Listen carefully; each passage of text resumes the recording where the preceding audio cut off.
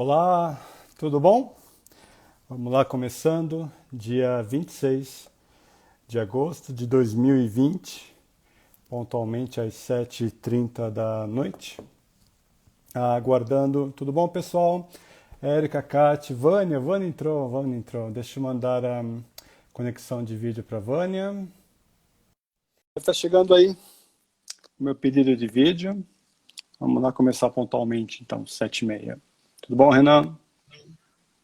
Olá, E aí, tudo bem? tudo bom? Maravilha. Deixa eu só ajustar rapidamente aqui. Tá, Perfeito. Bora começar então? vamos. Maravilha, maravilha.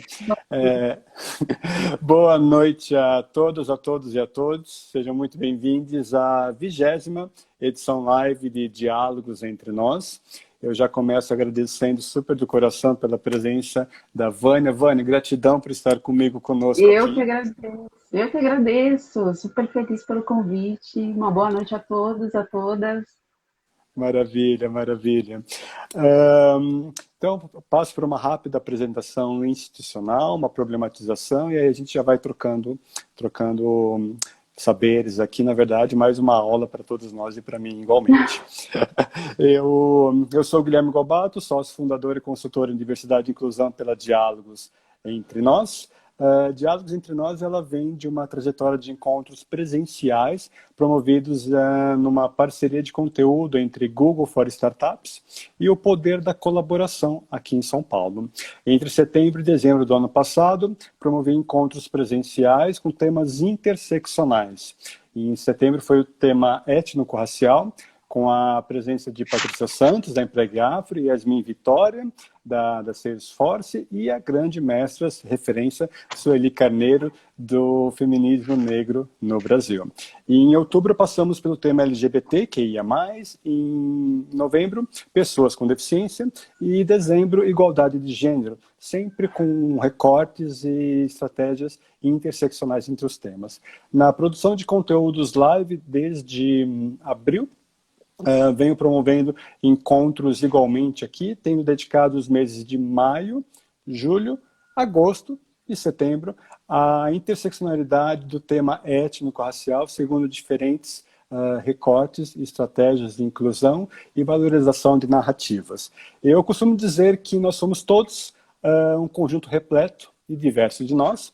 Nós, na primeira pessoa do plural, na certeza e muita esperança de que união e boas parcerias promovem muito mais união, inclusão e diversidades em prol de um mundo mais respeitoso e acolhedor. E também nós, com plural de nó, obstáculos, dificuldades, mas também ponto essencial para juntos desatarmos rumo a mais inclusão e diversidades.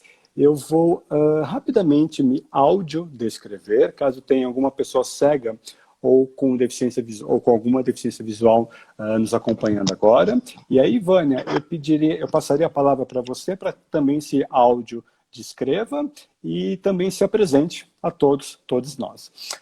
Eu sou um homem que me autodeclaro branco, cisgênero gay, uso um óculos de grau, barba e cabelo pretos curtos, uma camisa azul, aqui na sala de casa, com algumas paredes claras atrás de mim e plantas à minha esquerda.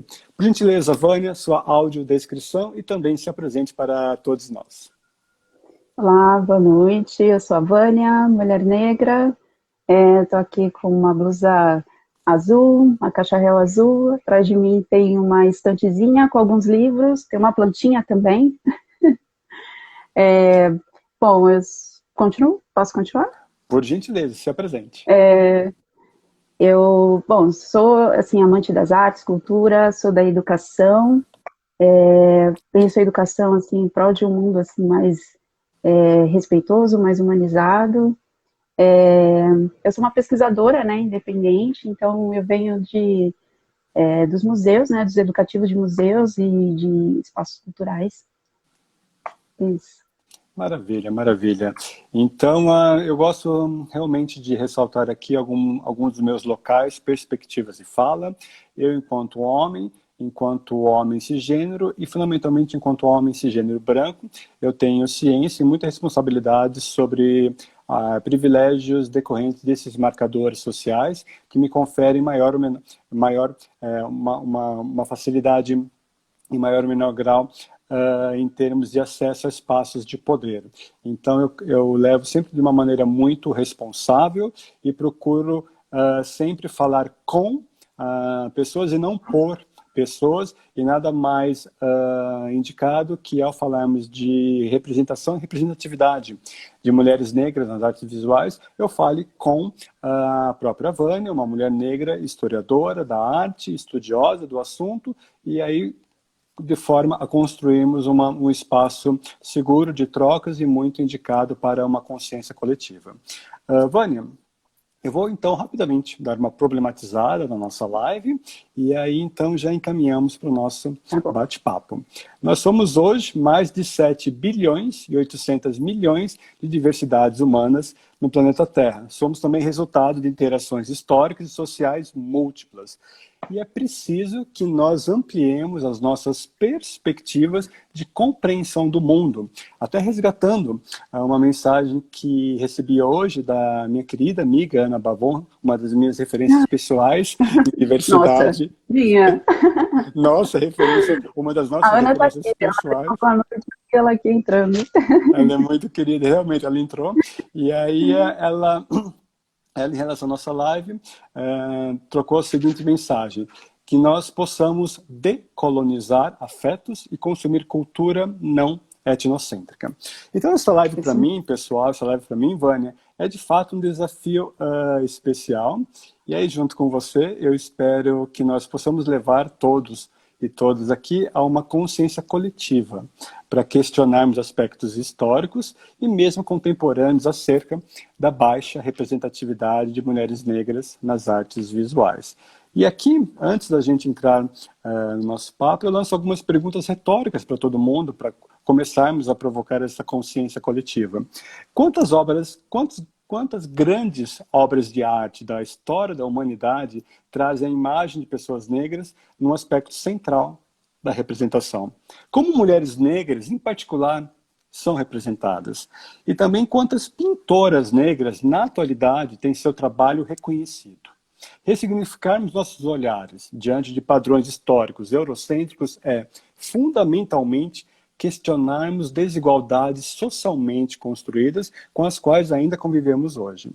E até como indício da desigualdade de gênero em artes, ainda sem um recorte racial, eu resgato aqui um cartaz que faz parte do acervo do Museu de Arte Moderna de São Paulo, MASP, da autoria dos Guerrilla Girls, um grupo de artistas, ativistas femininas com quase 35 anos de atuação. Esse cartaz, que faz parte do acervo permanente, como eu mesmo disse, ele data de 2017 e aí ele pergunta, abre aspas, as mulheres precisam estar nuas para entrar no Museu de Arte de São Paulo? E logo abaixo, no MASP, apenas 6% das artistas em exposição são mulheres e 60% dos nus são femininos.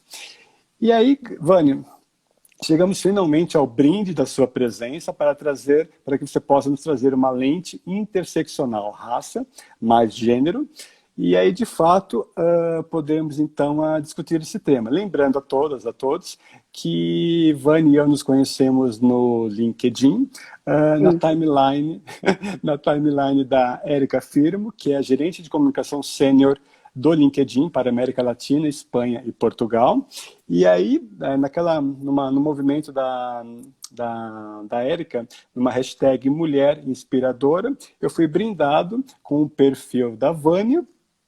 E aí, logo de cara, entrei no próprio perfil e vi algumas publicações sobre história da arte e tal, e uma releitura de um dos quadros que eu mais aprecio, que é A Dança, de Matisse. E essa releitura nos levava, então, à representação de 5 mulheres negras dançando, ao invés do quadro original, 5 homens dançando.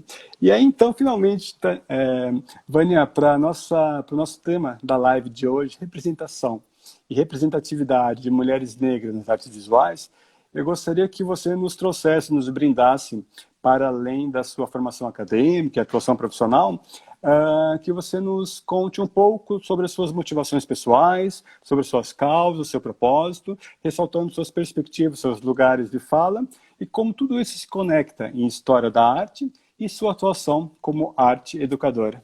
Por gentileza, Vânia, vamos lá. Sim. Primeiro, assim, agradecer super de novo, né, por estar aqui, pelo convite, de verdade, fiquei muito contente, fiquei feliz pela conexão, como você falou, né, citando a Érica Firmo, né, que ela fez essa conexão bonita, para pessoa que eu tenho um carinho também muito grande. A Ana, que está ali, ó, amo também, mandando coraçãozinho, Beijo, a mão. Ana, beijo nosso aqui.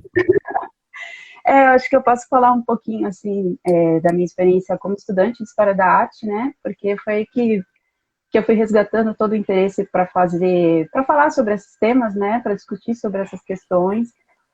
Eu nasci, cresci aqui em São Paulo, né, mas eu fui para o Rio de Janeiro em 2011, porque eu fui fazer a graduação de História da Arte na UERJ, né. A UERJ, ela é uma universidade que eu acredito que é a mais antiga na política de cotas, né. Eu falo isso porque eu fui uma dessas estudantes contempladas pelo sistema de cotas, né, e foi, na verdade, na época que me permitiu ingressar na universidade, né? Na verdade, assim, eu tenho um carinho muito grande, assim, pelo Rio de Janeiro. Tem, assim, alguns cariocas que devem estar aqui, que está entrando, que eu vi algumas pessoas aí. Então, assim, o Rio de Janeiro, esse período que eu entrei na faculdade foi bastante significativo para mim, né? Eu fui uma jovem que eu não tive, assim, cresci, assim, sem ter muita consciência da questão racial, por exemplo, né? Eu não tive letramento racial na escola, então eu só fui me entender, me posicionar como mulher negra, assim, quando eu cheguei na fase adulta, né, da minha vida. E, e aí foi logo quando eu ingressei na universidade. Então foi uma época para mim que eu estava assim, louca por conhecimento, por arte, por referências, que não fossem aquelas referências das quais a gente está acostumado, que não fossem as referências europeias, né? Então, eu me considero uma pessoa muito questionadora, né? Então, quem estuda artes ou quem já estudou, não só artes, mas sabe que a gente, na academia, né, a gente tem os textos, né, que a gente lê, são de teóricos, né? Teóricos homens brancos, né? E raramente mulheres são citadas, né? E lá, mulheres negras também não. E aí, né, por conta dessa eu falo isso porque isso era um questionamento para mim também na época, né? E eu não posso deixar de frisar que a UERJ ela era uma universidade que ela estava muito à frente de outras, porque eu era estudante de História da Arte que tinha uma disciplina que era eletiva, mas era uma disciplina de artes negras, né? Então, de alguma forma, a gente estava tendo um pouco desse conteúdo. Ela era ministrada pelo professor pesquisador Roberto Conduru, né? Então, já era algo positivo, mas mesmo assim, né, se for pensar no conteúdo como um todo, a gente não tinha outras referências, né? Então, assim, para mim, eu fui aquela pessoa que questionava até, nossa, por que a gente não tem professores de arte negros no departamento, né? Por que a gente não tem professores de arte no departamento, né? Por que não tem professores negros ou negras ali no departamento? Então, tudo isso era um questionamento para mim. Né? E aí, por conta disso, eu comecei a pesquisar, né? Eu fui e comecei a buscar referências de artistas visuais negros, né? Sobretudo de mulheres negras, porque eu queria buscar essas informações, era importante para mim.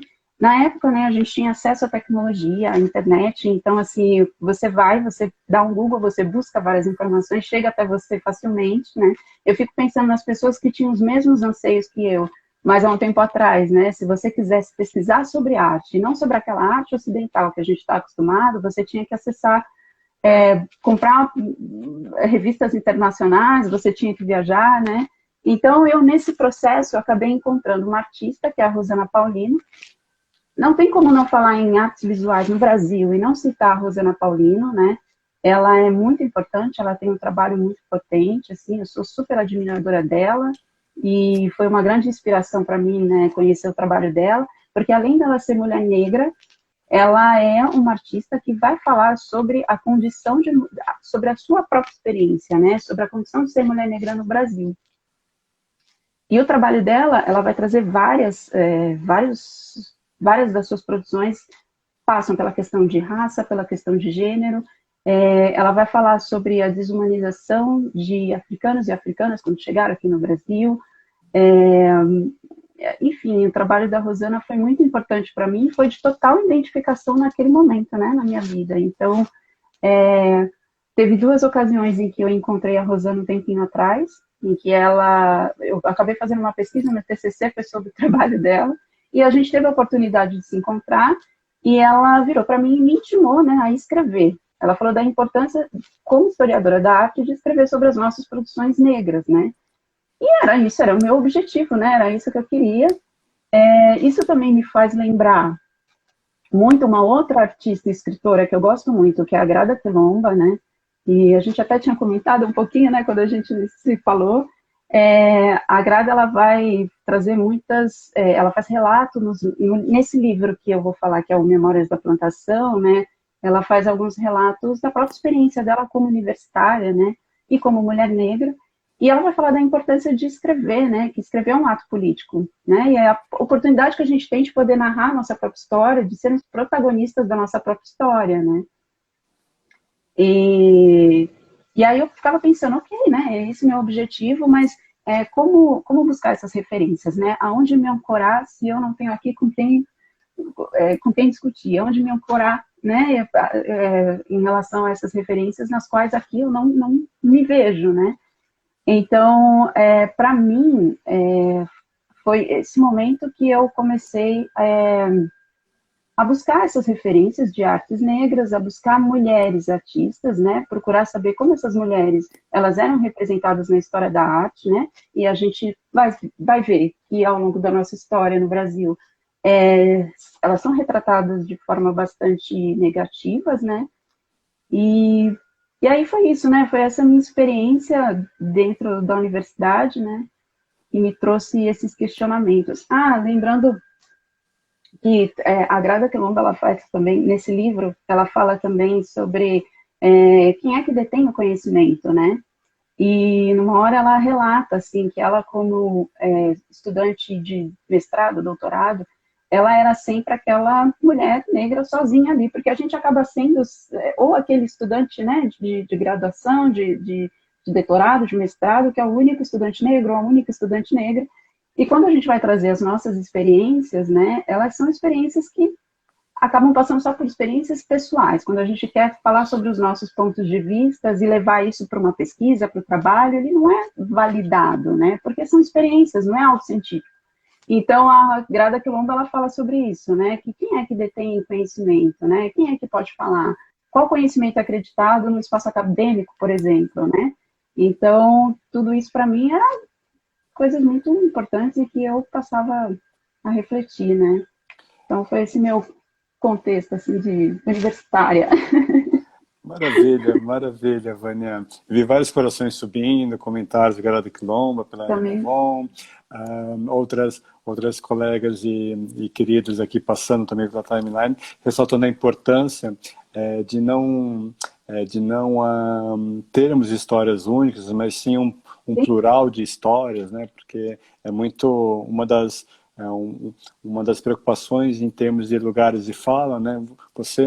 Eu como um homem branco, você como uma mulher negra, nós temos perspectivas de falas que não devem ser generalizadas para todas as mulheres negras, para todos os homens brancos, respeitando então cada uma das perspectivas, né? Acho que vai exatamente por aí. E inclusive graças a você, que eu também tive um contato inicial, felizmente, nunca é tarde, com a obra de Rosane Paulino, que eu preciso percorrer muito mais a trajetória, as narrativas, a produção dela. Então, já te agradeço nominalmente por me introduzir também. E aí, Vânia, também indo um pouco mais ao encontro, para além do seu propósito, das suas causas e das suas motivações acadêmicas e profissionais, eu gostaria eu gosto muito de marcar, né, que nós falamos a partir do país de maior população negra fora de África, são 56% da população do Brasil que se autodeclara negra, e é uma população que só é superada em quantidade pela Nigéria. E aí, no caso, eu também gosto de ressaltar que um país de maioria negra também é um país onde reside mulheres negras como o maior grupo isolado da população, 28%. E essa proporcionalidade, a gente bem sabe, ela não se reflete por questões estruturais em diversos espaços de poder. Eu posso começar falando pelos espaços tradicionais de poder, os institucionais, cargos de lideranças em empresas, corpos docentes nas universidades públicas, como você mesma ressaltou na primeira parte do nosso papo, posições de poder diversas nas esferas do legislativo, do judiciário, do executivo. E aí, então, indo ao encontro do nosso tema hoje, queria que você nos trouxesse, e nas artes visuais, né? Como é que a gente está? Será que a gente pode, será que você poderia nos brindar com suas visões sobre como mulheres negras são representadas no que eu considero ser um espaço de poder, né? As artes visuais nesse recorte, e como, em sendo representadas, será que elas são parte de uma representação artística como autoras ou como partes desse movimento? Por gentileza, Vânia. Sim, no Brasil, né, nos primeiros séculos, né, da formação do Brasil, a gente vai ter aqui viajantes, né, escritores, artistas que vão chegar aqui com esse intuito de documentar e registrar o que eles estavam vendo, né, a pedido de governantes e de também como forma de estudo, né. Então eles eram muito atraídos por um imaginário dessa terra que estava sendo descoberta, né. E aí a gente vai ver nesse período da história que a gente já começa a ver algumas pinturas, alguns retratos de mulheres negras, né? Esses retratos, eles são conhecidos como etnográficos, né? Então, assim, não tinha preocupação de registrar traço da personalidade ou da individualidade dessa mulher, né? Então, assim, no século XVII, a gente vai ter um quadro que é de um holandês, que chama Mulher Negra, ele é de 1641, e ele vai colocar essa mulher, né, no centro do quadro. Ela está em pé, do lado dela tem uma criança, ela está segurando um cesto de flores, né, e ela está com os seios à mostra, né. Então, assim, a gente começa a perceber que alguns problemas de representação dessas imagens, porque, assim, representar uma mulher negra, né, com aquela estrutura, era como se fosse a mulher, o corpo dessa mulher é como se fosse um território a ser explorado, né? Algo que precisava, um território desconhecido, né? Que precisava ser explorado. Então a gente vai começar a ver aí vários problemas de estereótipos, né? Que estavam em torno dessas representações dessas mulheres nessa época, né? Século XIX também é uma época em que a gente está tendo um estímulo cultural aqui no país. Então esse campo cultural, ele não é feito em conjunto com outros grupos étnicos, raciais que estavam aqui, né? Então, existia uma imposição cultural, e aí a gente vai também ter alguns gêneros artísticos visuais, que também é um retrato, né? Que também vai trazer esses problemas. A gente tem nessa época, na segunda metade do século XIX, um quadro bem conhecido, se a gente buscar, a gente acha, né, na internet, que é a Redenção de Cã. E esse quadro, que é um nome que faz menção, né, uma passagem bíblica, mas, assim, só para ilustrar, né, são três figuras ali, de uma mulher negra, mais idosa, que ela está com as mãos para o alto, agradecendo. Tem uma outra imagem de uma mulher com a pele mais clara, segurando uma criança, e um homem do lado dela, que é um europeu, né? Então, essa mulher, ela agradece essa senhora por aquela criança ter nascido com a pele clara, né? Ser mestiça. Então, essa é uma época na história do Brasil, né, em que o professor Kambegele Munanga, ele vai falar, né, que o ideal de embranquecimento, existe um ideal de embranquecimento da sociedade brasileira, né? Desculpa, Vânia, exatamente. Consegui a imagem. Isso, Redenção de Cã, né? Eu não lembro agora qual a data dela, mas é essa mesmo. E é uma imagem, uma tela, né, bastante polêmica na época, né, e agora. E aí, assim, essa ideia mesmo de embranquecimento da sociedade, porque embranquecer para civilizar, né? Então, assim, é um quadro bastante muito difícil, né? E era uma época da República, né? Da Nova República. Então, a gente vai ver uma série de mulheres negras representadas e que o local simbólico social dessa mulher é sempre reduzindo a identidade dela à existência de um objeto. Então, você vai ver muitas mulheres negras, trabalhadoras do lar, né, sendo retratadas ali como trabalhadoras do lar, trabalhadoras braçal, você vai ver ela sempre muito exoticizada, hipersexualizada. Então, são todos os estereótipos negativos que a gente vai ver em torno dessas representações, né? Então, assim, esse local simbólico, né, social, que essa mulher se encontra é sempre extremamente negativo, né? E isso vai passar por vários períodos da nossa história do Brasil, né? Certo. E aí, no caso, Vânia, você bem trouxe sobre a questão da representação histórica de mulheres negras nas artes visuais, sobre a objetificação, sobre a questão, um papel não central, não humanizado em como era representado, que acho que, infelizmente, está em sintonia com os padrões ético-morais daquela época. Então, isso acho que é uma fotografia histórica que nós temos no momento, mas que nós devemos, de fato, olharmos, ressignificarmos. E aí você poderia também falar sobre como mulheres negras, enquanto autoras, enquanto realizadoras das artes, elas se configuraram ao longo da história. Se puder fazer algum recorte, fique à vontade. Eu acho que, assim, se a gente for pensar na nossa história do Brasil, né, assim, todas as representações de mulheres negras, elas foram construídas a partir do olhar do outro, né? Então, elas estão sempre atreladas ao período escravocrata, né? É muito importante a gente refletir sobre as imagens, né? Eu vi recentemente uma live, inclusive, que a Rosana Paulino estava presente, tinha uma outra pesquisadora que eu conheci que tinha um trabalho muito interessante sobre imagens, e que ela comenta, né, que as imagens, não somos nós que acessamos, elas que nos acessam, né? Elas estão em toda parte, né? Então, assim, a gente precisa estar atento aos significados, aos seus símbolos, né? Enfim, aos seus símbolos, aos seus signos, aos seus significados, porque essas imagens, elas o tempo todo estão comunicando algo, estão sempre transmitindo uma mensagem, né? Então, refletir sobre essas imagens é a maneira que a gente tem de desconstruir, muitas vezes, uma série de coisas, né? Eu lembro que você comentou do Guerrilla Girls, né? Que é um grupo de mulheres ativistas, né? Que elas vão, na verdade, falar sobre essa desigualdade de gênero e étnica, né? Na arte. E elas vão também propor, assim, derrubar uma ideia de uma narrativa convencional, né? E eu acho importante a gente falar sobre a importância de contrapor um discurso de uma única história, né? Sim. No Brasil, a gente vai ter a luta de mulheres negras, né? Do ponto de vista da militância negra, a gente vai ver que essas mulheres também, elas estavam construindo outras narrativas, né? E elas estavam indo contra um discurso hegemônico, né? Então, elas estavam indo contra o racismo, o sexismo, né? Uma forma de ir contra toda aquela exploração no qual as mulheres negras estavam sempre ali sendo desumanizadas, né?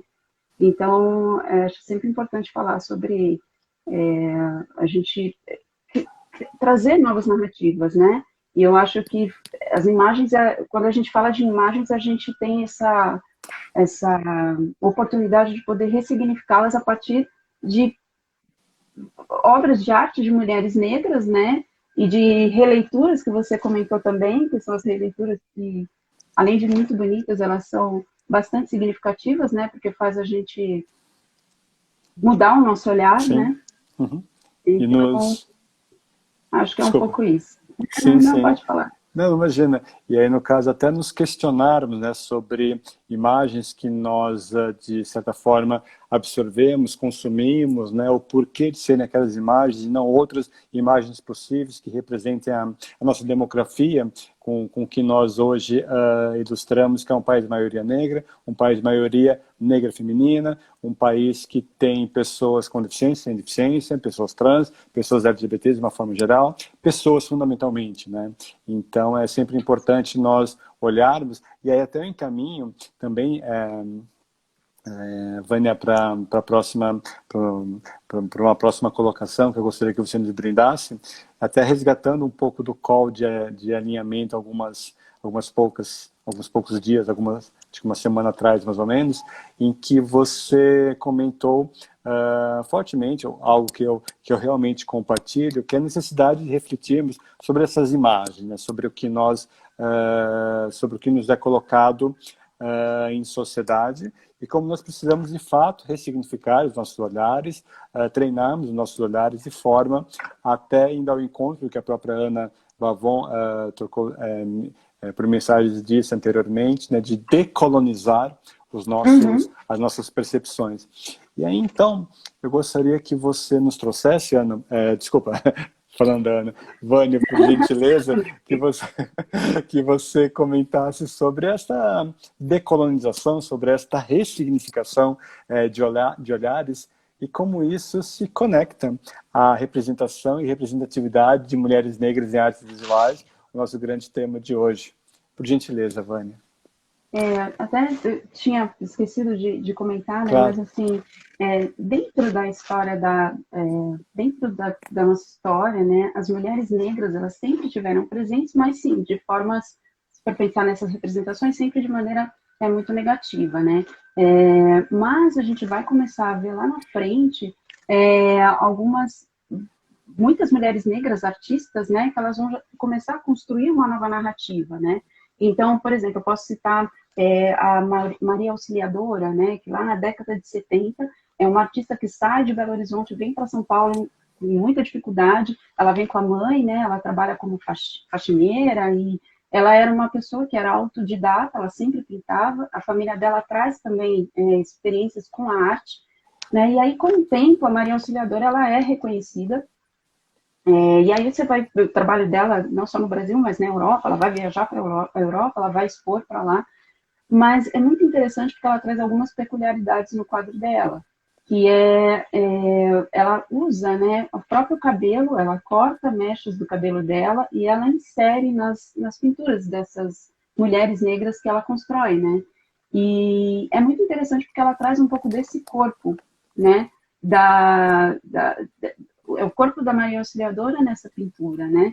E aí a gente vai ver que muitas mulheres artistas visuais que estão construindo novas narrativas, elas vão trazer essa questão do corpo, né? O corpo é um suporte para suas produções artísticas, né? Porque se você vai falar sobre aquilo essa violência que é sentida nesse corpo, né? Então esse corpo ela vai ser algo bastante presente. O cabelo também é um marcador muito presente, né, no trabalho de muitas artistas, e não só aqui no Brasil. Se a gente for buscar, tem algumas artistas americanas também, né, que trazem o cabelo como esse marcador muito forte, porque nós, mulheres negras, né, a gente passa por essa transição, né, quando você deixa a química sair do cabelo e você está começando a se reconhecer como mulher negra, com os seus cachos, com o seu crespo. Então, é um momento, assim, um processo, né, pelo qual a gente passa, e que não tem como também você não ver presente nas obras dessas mulheres, né? E eu lembro muito da professora, que também é uma referência para mim, que é a Nilma Lino Gomes. Ela tem um livro que fala, chamado Corpo e Cabelo como Símbolos da Identidade Negra, e ela vai falar, né, que o cabelo é esse veículo de expressão, né? É um símbolo de resistência. E quando você traz o cabelo, você tem a possibilidade de reverter toda uma representação negativa, né, que está no imaginário racista, né, das pessoas. Eu não sei nem se eu respondi exatamente o que você falou, desculpa, viu, Guilherme? Porque eu estava queria falar, de comentar isso e acabei deixando de comentar, né? Então, a gente também vai ter mulheres aqui no Brasil, a Ieda Maria, que é uma artista bem idosa, que ela morreu não tem muito tempo, mas ela teve trabalhos reconhecidos aqui e nos Estados Unidos também, né? Então, e sobre as releituras, né, que essa questão de ressignificar o olhar, né, a gente tem a Harmonia Rosales, que você trouxe. Inclusive, enquanto você narra, tem uma colinha aqui. Isso, que essa pintura é muito bonita, né? Ela não tem como não chamar atenção quando a gente vê, né? Porque a gente também já consegue perceber, nossa, eu conheço essa pintura, né? Mas ela tá diferente. A Harmonia Rosales, ela é uma cubana, né? E ela vai recriar obras clássicas, né? Ela vai pegar, por exemplo, essa imagem que é do Michelangelo, Tem outra aqui também. e a outra, Posso acho que mostrar? você também, claro, que eu Assim, vi que você divulgou isso isso. mesmo. É muito bonita também, né? Essas duas pinturas dela. Então ela vai, né, recriar essas obras, né? Pegando essas obras clássicas super conhecidas e ela vai tirar as figuras masculinas, né, de homens brancos e vai substituir por mulheres negras, né? Então, isso é uma forma de ressignificar o seu olhar, de reeducar o seu olhar, né? Porque a gente não costuma se ver nesses lugares, né? A gente não costuma se ver em espaços de poder, em espaços de prestígio, né? Os grupos minoritários, né? Não só mulheres, não só homens, mulheres negras. Então, quando a gente olha uma imagem uma arte como e fala, uau, né? Existem essas possibilidades. Por que não, né? E algo que deveria ser banal, mas na realidade a gente não está acostumado principalmente dentro da arte, que é essa arte europeia, eurocêntrica, né? E a gente é bombardeado o tempo todo por essa cultura, sempre fomos, né? Fomos educados sendo bombardeados por essa cultura, então realmente a gente acaba sendo muito afetado positivamente, né? Sim. E não só a harmonia, né? Acho que não me recordo agora, mas acho que a Harmonia Rosales assim é um bom exemplo de releitura, e aquela que você comentou, que é do Matisse, que é a dança, mas é uma imagem É, negras, né? sim, É da ainda, é bem bi ainda. Ela, a gente isso. consegue encontrar ela na internet se a gente buscar. Tem alguns textos, mas eles estão em inglês, né? Mas a gente vê alguns trabalhos dela. Esse foi um achado, porque eu encontrei no Instagram. Eu não vi Uhum. isso em nenhum site, né? Então eu acompanho ela pelo Instagram. E realmente é muito bonito, né? Porque é uma obra também bastante forte, né? Sim, E sim. E aquela obra me levou assim, como eu tenho uma fixação eu lembro que você pela, pe- pelo quadro A Dança de Matisse. E aí a hora que, depois daquela introdução da Érica Firmo no LinkedIn sobre o seu perfil, a primeira imagem eu lembro, quando eu entrei no seu perfil, era aquela releitura. E depois que eu lhe passar a palavra, eu vou tentar rapidamente resgatar aqui, aí eu trago para todo mundo também ser transportado nessa verdadeira aula, nesse verdadeiro tour de decolonização, de ressignificação de olhares, de olharmos de fato para o que nos é colocado no padrão hétero, branco, cis normativo, muitas das vezes, e nos questionarmos sobre possibilidades narrativas, sobre possibilidades múltiplas de vivências, que eu acho que isso que é a riqueza em diversidade e inclusão, e inclusão de diversidades, como eu gosto poeticamente de falar junto a empresas com as quais a gente dialoga. E aí, Vânia, eu sempre acabo esquecendo de estimular o pessoal para mandarem perguntas, observações. Pode ser pela caixinha de interrogação, pode ser durante a timeline, eu vou acompanhando, dando o melhor encaminhamento possível. E aí, Vânia, eu costumo também falar que valorizar diversidades é de fato possibilitar, né, que narrativas sejam plenamente viabilizadas e visibilizadas de uma forma ampla, com respeito e acolhimento, né? E aí, como juntas, nós podemos promover condições que acolham diferenças e que possibilitem inclusão plena de grupos minorizados em direitos e oportunidades. E aí, então, eu lhe pergunto, como uma mulher negra, como uma historiadora da arte, como uma arte educadora, como é que você acha que mulheres negras podem exponenciar as suas narrativas nas artes visuais? E até complementando essa primeira pergunta, quais os caminhos possíveis para que gerações futuras olhem para a produção de artes visuais hoje, com a qual nós somos contemporâneos, e aí possa lá na frente ver que hoje nós estamos representando ou não a demografia populacional. Por gentileza, o que você acha de caminhos possíveis? Eu estava até recentemente, né, vendo algumas coisas e acabei encontrando o Deri Andrade, que é um pesquisador e um jornalista, que ele tem uma plataforma digital onde ele fez uma pesquisa, um mapeamento de artistas visuais negros, né? Tanto mulheres como homens. E é muito interessante porque é uma plataforma que a gente acessa para a gente poder saber quem são esses artistas, né? São artistas de várias regiões do país, em diferentes tempos históricos, e eu cito ele assim porque eu acho que esse é um caminho assim dessas iniciativas, né? Da gente poder saber quais outras produções dentro das artes visuais estão acontecendo, né? A gente hoje tem várias pesquisas acadêmicas também sobre o assunto, né? Então, eu admiro muitas pessoas como a Diane Lima, o Hélio Menezes, o próprio Roberto Conduru, né, com quem eu tive aula, que é um pesquisador também. A gente tem coletivos, tem um coletivo que eu não sei como está hoje, mas é um MUNA, que é um coletivo de mulheres negras, que tem assim, o objetivo de trazer referências, né, de mulheres negras nas artes visuais. E enfim, eu acho que são iniciativas que eu acho que elas são super positivas, porque falar de arte, né, às vezes a gente acha que a arte é algo meio, algo elitista, né, algo que está muito à parte da vida de muitas pessoas, né. Então, na verdade, não, né, a arte está em toda parte. E eu acho que para que a gente tenha acesso a esses artistas, para que a gente tenha acesso não só às mulheres artistas, às mulheres negras, mas enfim, eu acho que são iniciativas como essa, né, de algumas pessoas, de alguns coletivos, que fazem com que a gente consiga buscar essas informações e estar mais perto de coisas que a gente não conhece, né, que a gente desconhece. Então, não sei, acho que seria um pouco isso, assim. Sim, de fato.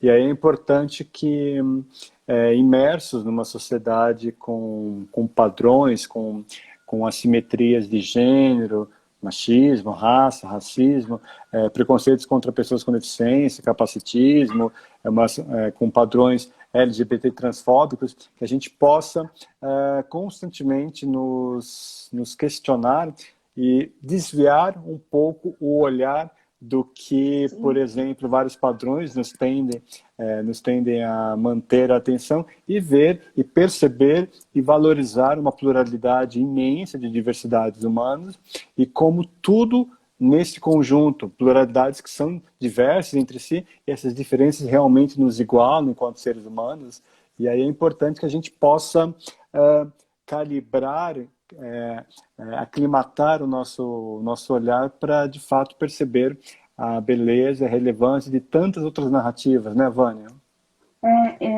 Eu acho que, pensando, né, nesses grupos, né, que são minoritários, eu acho que a gente precisa estar em todos os espaços, né?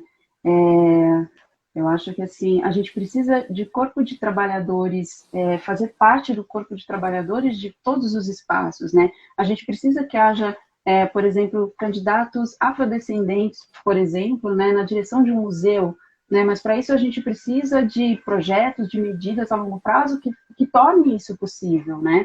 Então, eu acho que a gente precisa pensar além dessa questão da representatividade, né? A gente precisa além nesse sentido, né? E que envolve todas as pessoas, né? Todas as pessoas que acabam sendo excluídas de alguma forma, né? Então, acho que é um pouquinho isso.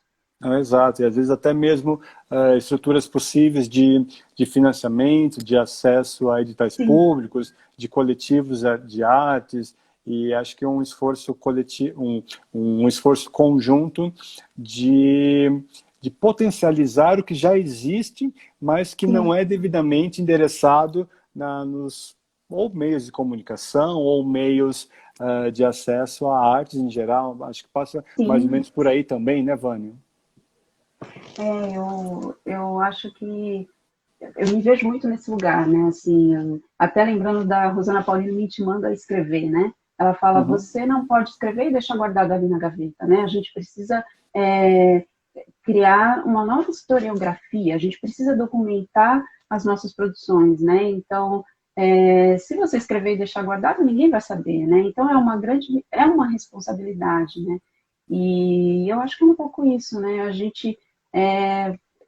A internet, né, que nem eu falei, ela dá para a gente essa possibilidade, né, de poder buscar algumas coisas que antes a gente não tinha tanta facilidade assim de ter acesso, né? E essas iniciativas de coletivos, enfim, iniciativas de pessoas que também têm esse mesmo propósito, né, de mapear e buscar o que está acontecendo, né? Isso ajuda bastante a gente estar mais próximo dessa cultura, dessa arte que acaba sendo bastante invisibilizada, né? Exatamente. E aí eu entendo que não é a questão de dar voz a essas narrativas, porque na verdade todos possuem voz, né? Voz enquanto marcação política, enquanto atuação, mas sim reverberar essas narrativas, reverberar vozes em diversidade e inclusão e amplificá-las para que outras pessoas possam ouvir estas vozes, ouvir essas marcações políticas, ouvir essas narrativas e essas condições de perspectivas e lugares de fala que são imensamente múltiplas e que ocorrem em maior ou menor grau nos quatro cantos da nossa sociedade, do Sim. planeta, mas que não necessariamente chegam a quem poderia estabelecer uma conexão. Eu tentei algumas vezes, o aplicativo do celular não está abrindo, infelizmente, para resgatar a releitura da dança daquela pintora francesa, mas enfim, a gente depois posta e aí eu referencio. Eu reposto aí, porque foi bastante comentado, né? Porque realmente é Sim, muito bonito. exato, vou ver se eu consigo fazer uma alternativa. E, Vânia, não dá para não falarmos, mesmo numa questão apartidária, né, mas considerar a conjuntura nacional, né, seja econômica, seja social. Como é que você acha, dá para podemos ser otimistas em relação à produção artística por mulheres negras, seja um recorte de direitos humanos, seja também por um recorte de diversidade e inclusão? O que você acha como estudiosa do assunto? Assim, a gente está né, se a gente for pensar em políticas públicas, né, a gente está num retrocesso, vivendo um retrocesso, né? A gente não tem nem Ministério da Cultura, né? Exato. Então, e a gente está enfrentando uma pandemia, né, nesse momento. Eu acho que, assim, eu penso muito na troca de experiências e de apoio, né? A gente não pode ficar esperando o Estado fazer alguma coisa, né? E acho que a gente também precisa se preocupar com o nosso bem viver, com a nossa saúde, né? Mas eu acho que a gente precisa se apoiar, fazer redes, né? Eu, como educadora, e até ouvindo outro dia uma outra pessoa educadora também, ela falou, vocês precisam criar redes de apoio, né? Então, eu acho que é um pouco isso, né? A gente precisa ter políticas culturais de base comunitária, eu acredito muito nisso, né? Nesses apoios nesse sentido, né? Mas, não sei, acho que é um pouco isso, assim. E aí, não, você ressaltou um dado bem importante, né? Assim, uma ausência de comando formal, né, à frente da pasta da Sim, atuação de cultura do país, né? E um país que tem tantas narrativas, tantos lados para serem considerados. Realmente a gente é reconhecido como um país multicultural, mas infelizmente invisibilizamos muito da produção, muitas dessas vozes para as quais a gente nós em termos coletivos, né, não valorizamos de fato, e ao valorizar a gente percebe o quão rico, o quão significativas são as diversas formas de expressão de uma cultura, de um campo onde nós colocamos nossas crenças, nossas fés de formas múltiplas. Correto, Vânia? Como é que você percebe? sim, eu acho que é muito hoje, né? Assim, eu vejo o quanto é muito mais fácil a gente poder talvez se articular, né, nesse sentido, né? Eu lembro que quando alguns anos atrás na universidade mesmo, né, a gente não tinha muitas. Eu me percebia muito ali sozinha, né? Eu era sempre aquela única estudante de artes no ambiente universitário, então eu acabava não tendo muito contato com pessoas que eu pudesse formar essas redes, né? E, e hoje, assim, eu vejo o quanto eu amadureci, né? E o quanto tem coletivos de mulheres artistas visuais se articulando, né? ir formando essas redes para poder conseguir terem acessos, né? Ter acessos, estarem nos espaços, serem reconhecidos, terem os seus trabalhos reconhecidos, né? E eu acredito muito, assim, em políticas culturais de base comunitária, sim, porque eu acho que tem que partir da gente, eu acho que nós precisamos nos articular e nos movimentar para que nós possamos ver mudanças efetivas, né, acontecendo no nosso país. De fato, a gente não pode esperar que o Estado faça alguma coisa, né, porque, ainda mais agora, né, acho que os artistas, né, os educadores foram também um desses mais prejudicados, né, durante essa pandemia, né. Então, acho que é um pouco por aí, assim. Eu acredito muito em políticas culturais de base comunitária. Eu acho que é o que vai levar, acho que é o que vai fazer com que a gente consiga tornar possível um cenário e fazer com que esse cenário seja mais plural e mais diverso, né?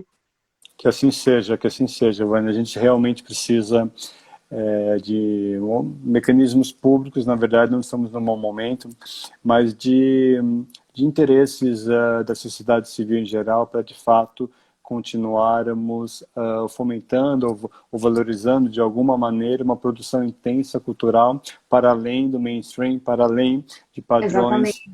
para além de padrões que geralmente são os mais aceitos ou tidos como viáveis ou valorizados e por aí vai.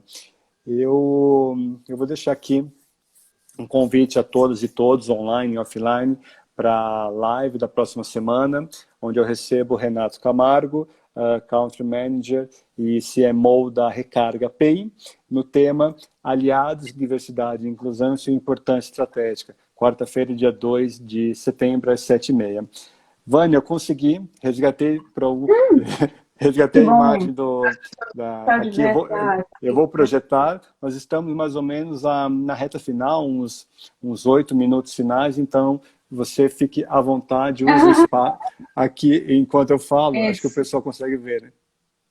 Essa obra, né, da Bem Bi ainda, depois eu posso até repostar, eu acho que eu tenho ela Sim. no meu celular, e essa imagem chama The Future is Family, né, o futuro é feminino. Eu achei até que quando eu fosse repostar ela não fosse ficar tão bem a resolução da imagem, porque eu peguei ela pelo Instagram, né. A Bem Bi ainda, eu conheço muito pouco o trabalho dela, né, mas é uma artista francesa em que ela retrata várias pessoas negras em ambientes diversos, mas assim em situações do dia a dia, né, em situações positivas, né. Então ela tem muitos trabalhos que eu acredito que essa seja a única releitura, eu não encontrei outra, né, mas ela é bem marcante.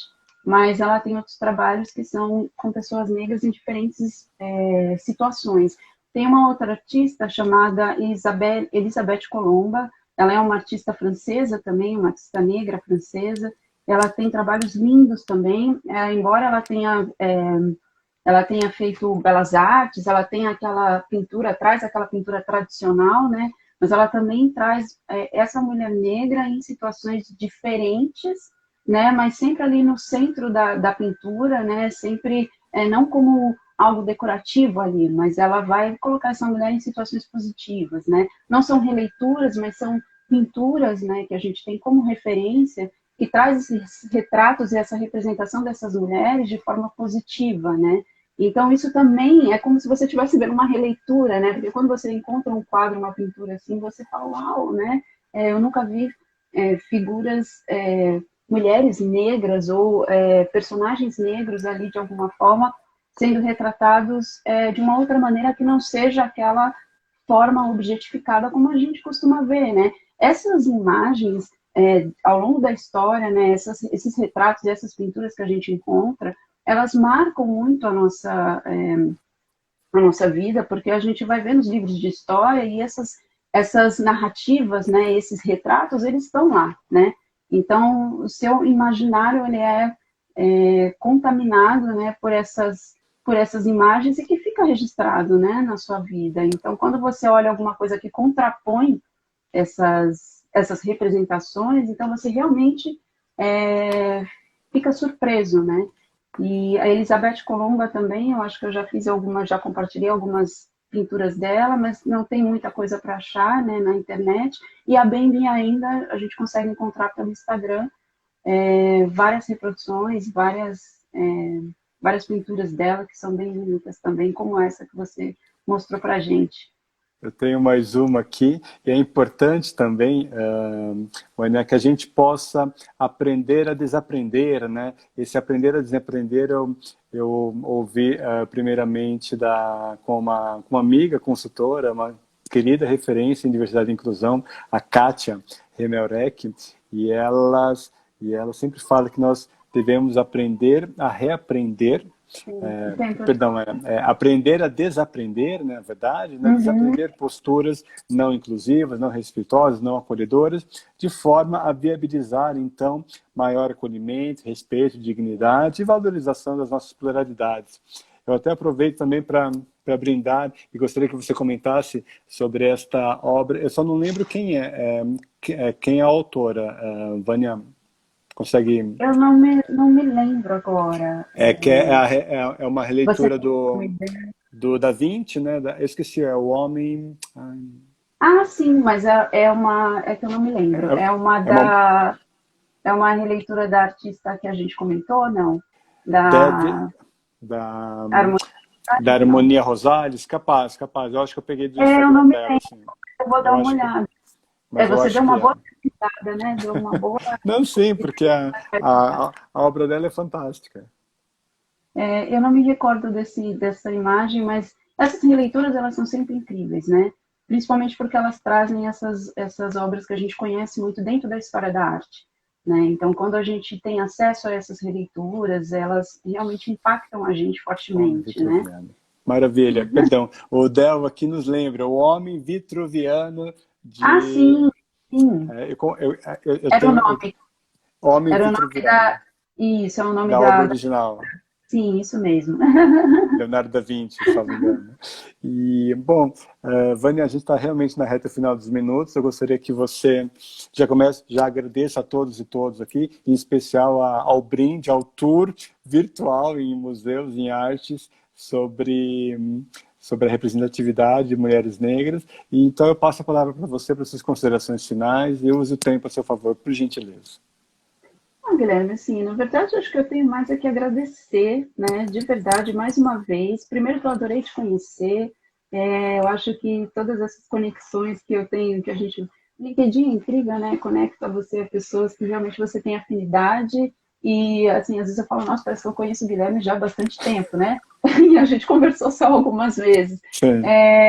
Então, eu agradeço super, né, pela oportunidade de estar falando sobre um assunto que eu gosto bastante, né, é que, assim, tem muitas coisas que a gente, que são complexas, né, mas aí eu acho que deu para a gente trazer um pouquinho, né, do que a gente, muitas pessoas não conhecem, não sabem que dentro da história da arte a gente tem esses problemas, né, de representação de mulheres negras, como isso está conectado à questão da diversidade e inclusão, né, porque a gente está falando de um mundo mais plural, a gente está falando de outras possibilidades, a gente está falando de ressignificação de olhares, então eu gosto muito desse assunto, né, e é muito bacana a gente ver alguém que também se conecta com isso de alguma forma, né? Falando de artes, né? Que por mais que as pessoas costumam falar, eu não entendo de arte, então não dá para falar, né? Geralmente as pessoas falam isso, mas isso não existe, né? Então, assim, eu queria muito agradecer, dizer que eu adorei estar aqui com você, adorei o Gratidão. diálogo, muito obrigada. Eu que E agradeço. agradecer a todos, né? As pessoas que estão aqui mandando mensagens super fofas, dar um oi, mandar um coraçãozinho para a Ana Bavon, eu não sei se ela ainda está aí, mas agradecer pelo apoio dela aqui, no diálogo com a gente. Sem E é dúvida. isso. Obrigada. Maravilha, maravilha, Vânia, muita gratidão, muito obrigado a você pela gentileza do seu tempo e do brinde, de suas reflexões. Agradecemos a cada uma e a cada um de vocês, online e offline. E aí, de fato, acho que nós precisamos fundamentalmente incluir diversidades, incluir respeito e acolhimento, ressignificarmos olhares e posturas para que nós possamos, de fato, conviver e com tantas diferenças que nos igualam, de forma a sermos mais, melhores e potentes dia após dia. Gratidão, Vânia. Um grande abraço e um beijo. Obrigada, Guilherme. Tchau, tchau. Tchau, até mais.